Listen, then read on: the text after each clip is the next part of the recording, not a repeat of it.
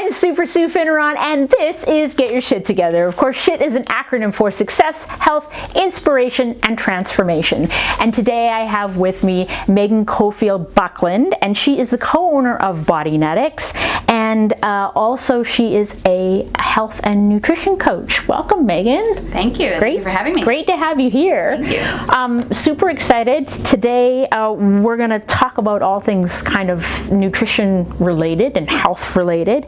And by the end of it, you will have 3 tips on being more mindful with your health and nutrition. So make sure you stay tuned to the end. Again, don't forget to subscribe, give us a thumbs up, and leave us a great comment. So apparently when I asked Megan here and we were going to talk about nutrition, she was like, you were worried we were going to talk diets. Yeah. Yeah. Yeah. Or all food. Yeah. Yeah. No good. Because I would never go on a diet. Right. Yeah. Right? And the same. I've never actually followed a diet legitimately. Yeah. I mean, there'll be things I'll take out. Yeah. But no diets. And one of the things about that is that I think there's so many things on the market right now, isn't there? Yeah, there's so many trends and it's hard to keep up and know what's legit and what you should actually follow or leave behind. Well, and not every diet works for every person. No. Right? What works for me might not work for you, and it's super important to know that because we try to follow the success of somebody else based on a particular trend, and we're all coming from different starting points. And we all have different goals and different stress levels and lifestyles, and so it's so important to know that because that's what gets a little bit more confusing about it all. If somebody's coming to you as a health coach, what kind of is the process? Well, I'm always asking people kind of where they're at now, and because everybody has a goal that they want to achieve, and quite often it's weight loss.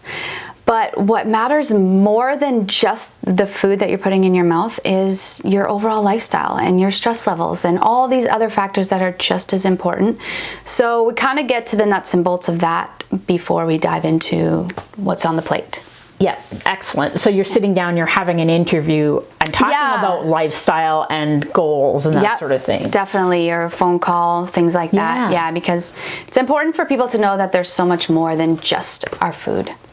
Yes, and that's a really good point. And I think sometimes we try and shortcut everything in today's world, don't we? We do. We want the quick fix, and it's not always about that. Yeah, and so actually that leads us well into the next point, and that is kind of the connection of food with our bodies and our minds. And right. Yeah. So one thing to pay attention to is trying to be, instead of just wanting to go after a diet or the latest and greatest, is really connecting to how you want to feel, how you feel when you eat certain foods.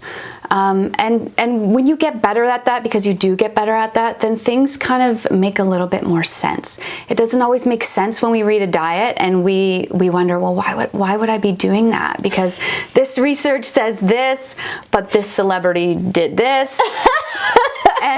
And we get confused. And so the more that you are connected with your body and how you feel and how you want to feel, you can kind of clear through some of that fog. So like as an example, let's say you had a huge pasta meal and maybe you feel really tired after you eat. Is that a good example of that's definitely, that's definitely one good example. And some of them are really obvious, like overindulging in something, dessert or whatnot.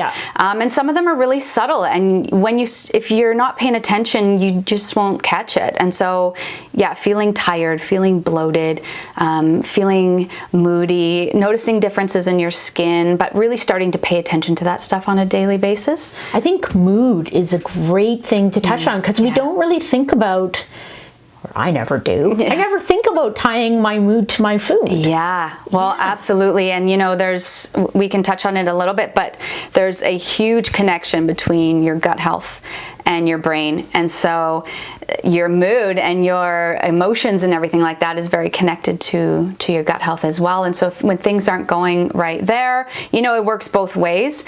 We can really be affected. So that is just a really, really small piece of that, but we could do a whole other show on that. But yes, so, and if it's not feeling tired or bloated, those are, I feel like, the most obvious ones. But yeah, absolutely, anxiety, all of that kind of stuff ties in. Yeah. And it's so important that we start looking at food related to those things, I think. Yeah. Instead of going to the doctor for a pill, this is what we need to be doing, right? Yeah, you can really be your own best advocate and start making better lifestyle choices for yourself. Like taking responsibility for your health and nutrition is really big. It's also very empowering to know that you can make a difference without having to go seek out, like you said, a doctor or a pill. Yeah. You know, you can pay attention and start making little tweaks and see that change yourself. I know for me, with my arthritis, that food has a huge role to play. Yeah. And so I stay away from a lot of things, and every once in a while I want to think I'm superhuman and I can eat those things. Yeah. And so I eat them, but then I pay. Yeah, and we have to relearn those lessons. It happens every time, but sometimes that bread just looks too darn good. Well, yeah, you know, we got to relearn it to remember why, right? Yes, yeah. And on that note, you know what? It's okay to slip every once in a while, right? Yeah, absolutely. I posted on my Instagram, I think today, that yes, I was having celery juice this morning, but yes, I had pizza after my run last night. And That's good. Yeah, and there's no shame in any of that. Like, have your treats, have what works for you. If it doesn't work for you and you know that you're going to feel terrible, then, you know, slowly you're going to wean those things out, like with your arthritis and stuff. But for the treats and the stuff that we love to indulge in, it's okay. Yeah. Just, you have to. You have to. All right. And that actually leads us on to I think people have a tendency to look at the food they eat and they count calories. Right. And they look at it as in calories, but how should they be looking at it? So I never count calories with clients. I advise people not to count calories because I don't know too many women, especially, who don't obsess about calories.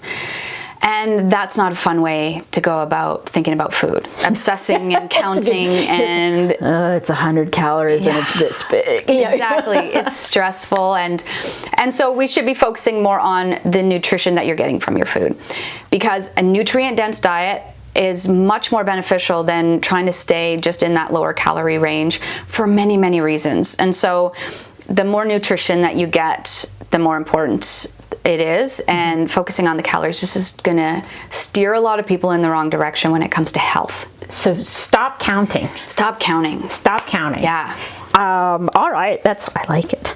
Now, another piece that is tied to food and nutrients and how your body processes is stress. Right? Stress, yeah. Huge.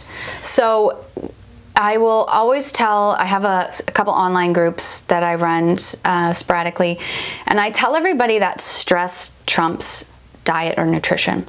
And what I mean by that is you can be doing all the right things in your diet, getting a lot of nutrition, but if stress is a big thing for you, and I know that most of us are walking around with chronic daily stressors. Yep. And it's going to trump that nutrition. And so what happens when we're super stressed out is your body's always in a fight or flight mode. So if you're stressed out, your body is going to focus on that more than the nutrition that you're bringing in to do all the stuff that it should do, right? So if you're feeling like you aren't getting the results that you should be getting, and you know you live a life that's a little bit more stressed out, or you tend to have a little bit more anxiety, then those things need to be looked at first. Right. Yeah, they're just so important. So getting your control of your life, so to speak. Yeah. So taking out the stressors when you can. Yeah. Let's say you're exercising, you know you're eating a healthy diet, you know you're not drinking your calories, that sort of thing. Yeah. And you're not losing the weight. Yeah. The first place to look is, I guess, your lifestyle. Your lifestyle. Yeah. And your lifestyle, and because, you know, your stress is going to affect your cortisol, it's going to mess with your other hormones, it's going to disrupt your sleep, and all of those things play into your healthy body and healthy living. And weight loss, if that's on your mind and it's not happening, then taking a look at all those other lifestyle factors. Yeah. So important. And I can attest to that because someone having worked as much as I did and now not working as much, and I definitely feel better. And a friend of mine told me this morning I look way better. So yeah. Well, so we were talking earlier that you're probably better just to eat the ice cream than to stress about wanting to eat the ice cream. Right? Yeah. Like getting the stress out and just being in a happier place automatically will have your body And working that's better. a really good point about even like stressing about the food you're eating. Yeah. It's just another stressor, right? It's just another stressor. Yeah. Can you kind of like your top nutrient rich foods that you recommend? Have you got a couple that are just like total winners?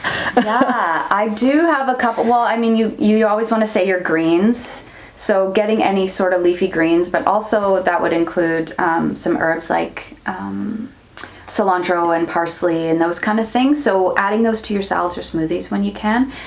Hemp seed and chia seed are a big favorite of mine. Yeah. Because there's such a nutritional bang for your buck, and you can add them to almost anything. You can, and we think that we can't, but I mean, you can throw that stuff over a salad. Yeah. Really. Yeah. Hemp seeds go on my salad all the time and in my chia bowls.